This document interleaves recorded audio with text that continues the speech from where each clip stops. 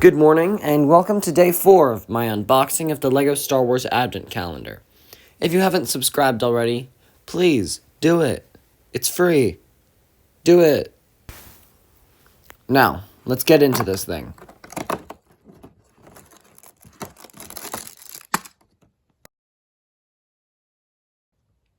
Well, it's a B2 battle droid, and I mean, I love B2s. Like, they're great.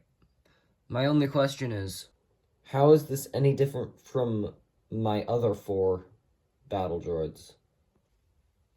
LEGO, I implore you, please, at least try and stay on theme. Also, I would appreciate some unique minifigures.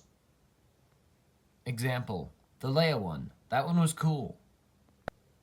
Are you subscribed yet? Go subscribe.